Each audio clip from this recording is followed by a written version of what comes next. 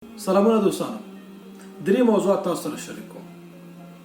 لومړی دا ده چې خپل کاروبار پیل کړئ. دوم دا ده چې تاسو د زده کړې ترڅنګ یو کسب هم زده کړئ. دریم دا ده چې د اختر مبارکي پیغام تاسو ته وړاندې کوم. اختر مو مبارک سه. هیله لرم چې ښه اختر ولرئ.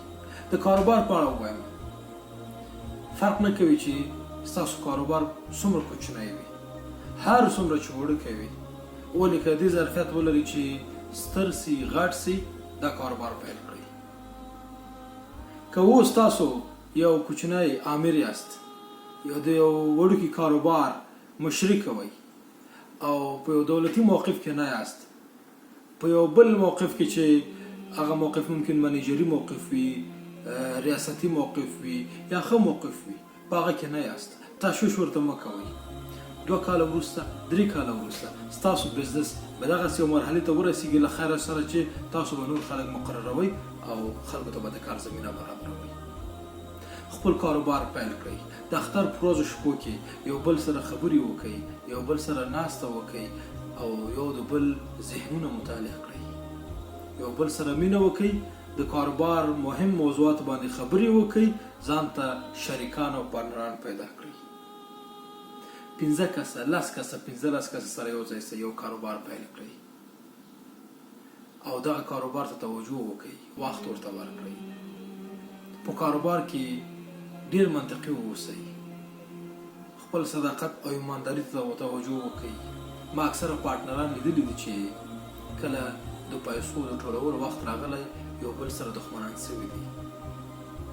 هیڅ کله د پیسو په خاطر خپل کورنۍ، خپل ملګري او خپل پارتنران مه خفه کوئ. پیسې بیا پیدا کېږي، بیا راځي، بیا راځي، ولې انسانان بیا نه راځي. پارتنران، ملګري، دوستان او کورنۍ بیا نشي ترلاسه کولی. خپل کورنیو ته، خپل دوستانو ته توجه وکئ. په کاروبار کې صداقت ولرئ، ایمانداري ولرئ، خلکو ته توجه وکړئ.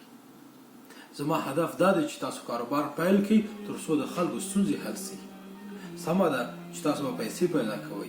پیسې پیدا کول مهم دي، ولې د خلکو د ستونزو هواري او د ستونزو حلول تر ټولو مهمه ده.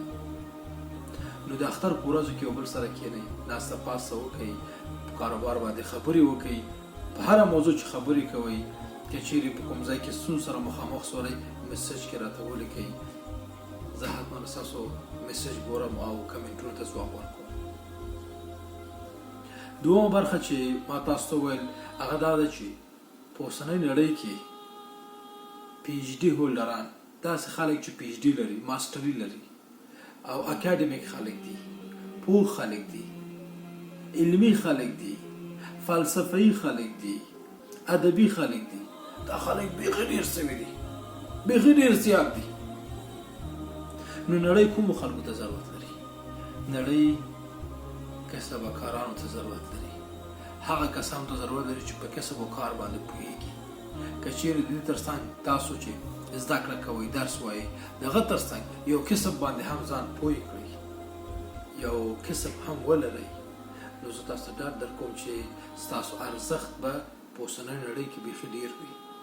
مثلا تاسو که مستري یاست، تاسو که نجاري باندې پوهیږئ، که په خیاطي پوهیږئ، همدغسې په نورو برخو کې په ساختماني برخو باندې پوهیږئ، په ماشینري برخه باندې پوهیږئ، تخنیکي کارونو باندې پوهیږئ، په دې پوهیږئ چې څنګه یو فابریکه جوړ کړئ او پر مخ ویسئ، په دې پوهیږئ چې څنګه یو جنس تولید کړئ.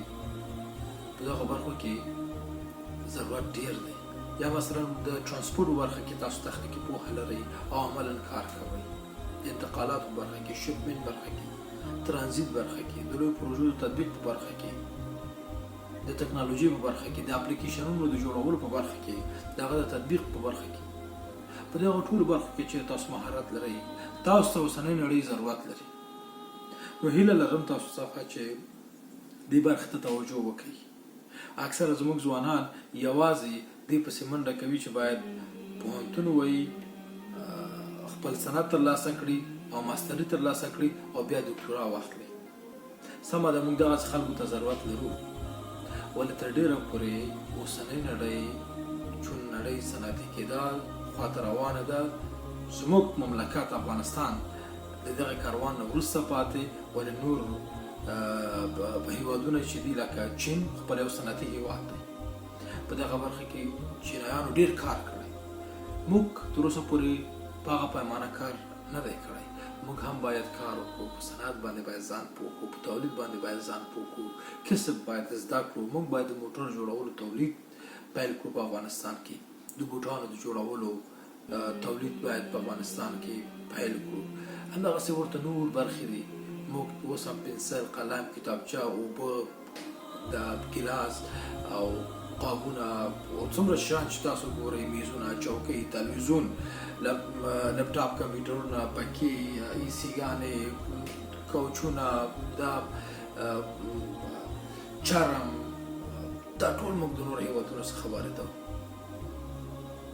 د موبایل اکسسریان چې تاسو وګورئ حتی د موبایل پوښ موږ د نورو هېوادونو څخه واردوو ما د پنسل پاک موضوع یاده کړه دا ډېره عادي موضوع ده موږ د نورو هېوادونو څخه واردوو په دغو برخو کې به دوستانو فکر وکړئ پانګونه وکړئ او خپل کاروبار پیل کړئ زه تاسو سره همکاري کوم چې تاسو خپل کاروبار پیل کړئ میسج راته ولیکئ همدارنګه کمنټ راته ولیکئ په یو میسج کې خپل ټول منظم معلومات را سره شریک کړئ زما یوټیوب چینل تعقیب کړئ او که په نورو موضوعاتو باندې غواړئ چې زه ویډیو جوړه کړم هغه هم په کمنټ کې ولیکئ خو خلاص تاسو ته بیا وایم لومړی خپل کاروبار پیل کړئ مهمه نه ده چې څومره کوچنی وي ولې پیل یې کړئ دوهم د علم او د پوهې ترڅنګ یا د درس ترڅنګ د تیوري ترڅنګ ځان په کسب باندې هم پوه کړئ ځان په کسب او کار باندې سنبال کړئ یو کسب زده کړئ دریم بیا هم تاسو ته د اختر مبارکي وایم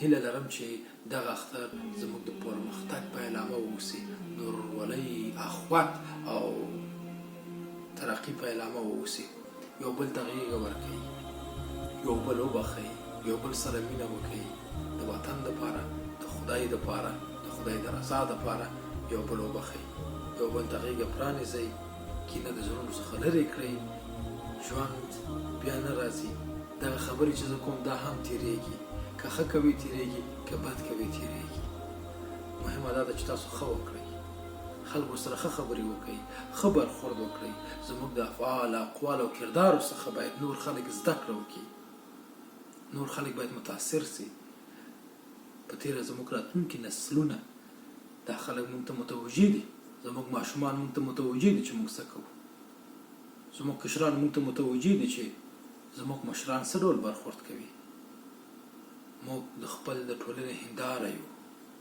په ټولنه کې ښه برخورد وکړئ ښه شخصیت جوړ کړئ ښه کارنامې وکړئ هېواد ته افتخارات راولئ په پیل کې تاسو سره مینه لرم او زما یوټیوب چینل او فیسبوک تعقیب کړئ دوستانو سره زما پیغام شریک کړئ تر بیا تاسو په لوی او بخښونکي څښتن تعالی سپارم